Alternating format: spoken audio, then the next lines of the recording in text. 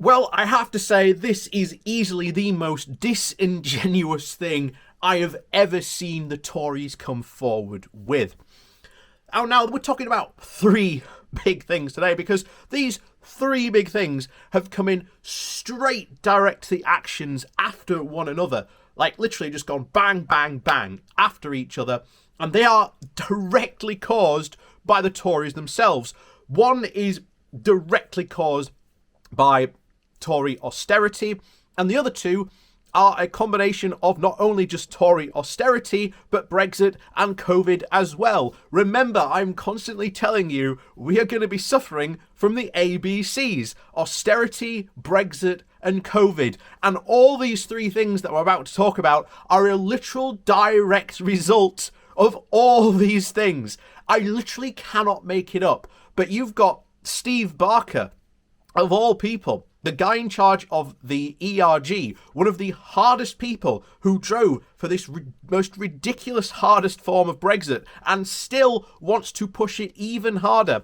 A guy who has gone on record and voted for Tory austerity time and time again, and voted for benefit cuts.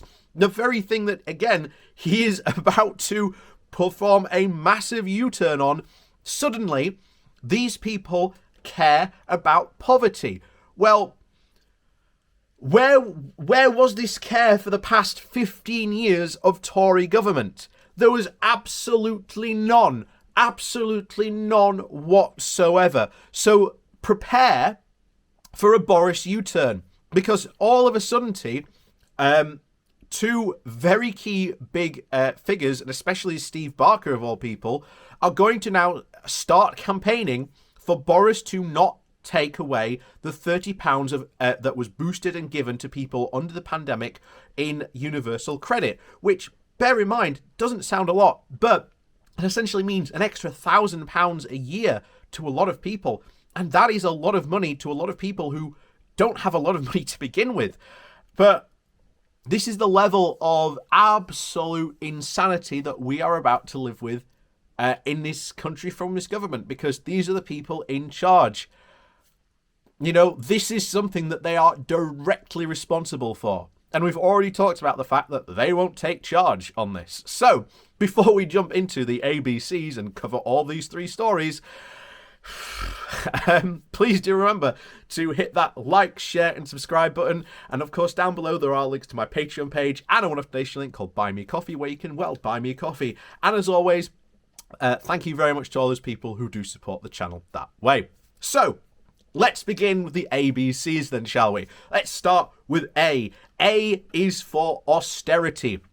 The whole basic much kit and caboodle of the Tory party since the 2008 crash has been that, oh, we're spending far too much money on public services, and that to rejig our economy under this point, we need to cut taxes more and more and more, and we need to get rid of regulation. So, of course, that obvious austerity happened, and of course, this led to increased poverty conditions in this country. Literally, you can track where two different towns and cities, where one was under the pre-universal credit system benefits plan, and then the one that had universal credit, and literally food poverty and use of food banks skyrocketed compared to literally the towns and cities that didn't have it. The second that it was rolled over and got introduced into that region,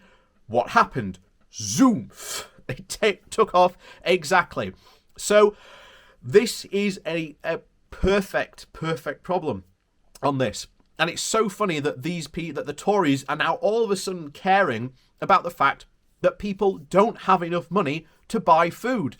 They are directly responsible for this. They pushed for less money to be put into universal credit, to force benefit caps, like you can only have a certain amount of benefits. And this isn't just just one benefit. We are talking, let's say if you are entitled to universal credit, which is your unemployment money, you might have housing costs as well. You might have child tax credits as well because you might have children. And of course, again, those are just three of the big ones, but there are others as well. And of course, those soon add up. But it gets to a point where if you reach a certain level, the Tories have basically just said, nope, you can only have that much. And at the moment, the cap is, I believe it kicks in at about 12,000 and I think goes up to about 16,000 a year. But the problem is, if you are someone in need of that help and support, you should have access to it, because we can plainly see the results of what happens. You know, children go hungry, or their parents basically just don't eat so that they can make sure that their children can eat. And of course, this gets spun in the Tory and right-wing media as, oh, look at all these parents, you know, buying booze and, you know, buying drugs or whatever. Look at them buying these massive, you know, flat screen TVs. Again, it's not true. Benefit, you know, fraud and cuts are almost never ever happen.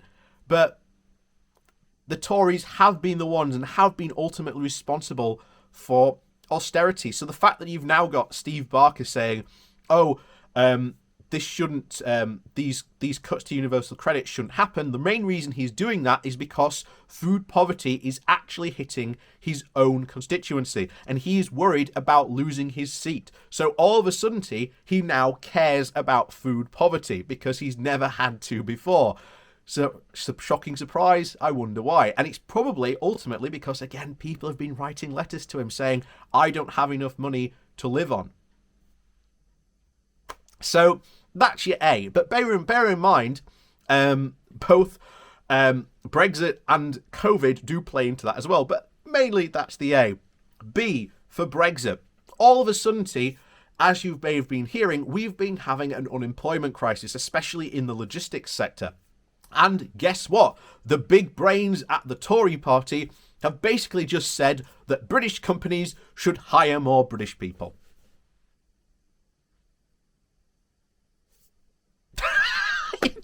What? This goes beyond. I just cannot think the level of naivety that thinks that is just the simple solution to this problem. It's not. We've talked about this before when we've covered like local issues. In this region alone, 1 in 5 people will turn down a job that they have got because they cannot get to it, because they do not own a car and there is no public transport for them to be able to get to work. That is one of the biggest reasons that people turn down a job. Do Tories care? No, because again, that feeds back into A, the austerity, because again, they've cut public services, which would mean a cut to public funding, which means it has been led to a cut to public transport. And again, even when you're on universal credit, if you've got no money to maybe get that train on a daily basis to work, or on the bus on a monthly, on a daily basis to work, how can you get to work then? So that's that fantastic idea. But again, these underemployment issues that we are going to seriously face are going to be a huge problem to this country. And again, the Tories have no answer to it, because their answer is just hire more British people. Again, it's laughable, but that's their situation. And now, of course, we come on to the C for COVID. And of course, COVID has been pretty much the driver, not only of the A for austerity story, where it has driven more people into food poverty because, again, of austerity. Not only that, most of the Eastern European drivers who were pretty much in that industry have basically left and gone back to their countries of origin. Turns out that's what happens when you drive a very, very anti-immigrant stance, not only in policy, but also, again, with Brexit itself. It was a wholly national project. And again, it's failing on its face, as we said it would. But again, COVID has more and more pushed huge problems into our society. Again, with the food poverty, And of course, gets even better because in Wales, they are feeling this effect massively because they have also lost a lot of their EU funding. Their EU funding for Wales roughly equivalated to about 228 million. So it was 228 million pounds, I think Wales got from these EU fundings. It has been replaced with the UK version of this, which basically gives them about 10, which is nothing. It is nothing. Not only did this help to fund over roughly about 5,000 apprenticeships in Wales itself, but the Wales Small Business Confederation, which was used to help and support people in small businesses or set up their own small businesses, is pretty much said it will no longer exist within after I think it was after 2022. They don't know how they will be able to provide that support and support to people either wanting to start their own business or people in small businesses who are looking for help. Again, that is Brexit and COVID all smacked into one there. And I told you right from the very start, we are going to be suffering from the ABCs: austerity, Brexit, and COVID. And all of a sudden, once these things start to affect Tory seats, the Tories all of a sudden start to care.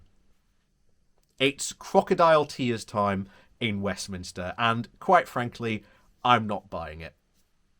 So, as always, thank you very much for watching. Please do remember to hit that like, share, and subscribe button. And of course, down below there are links to my Patreon page and a one-off donation link called Buy Me a Coffee, where you can, well, buy me a coffee. And as always, thanks very much for watching, and we'll see you all next time.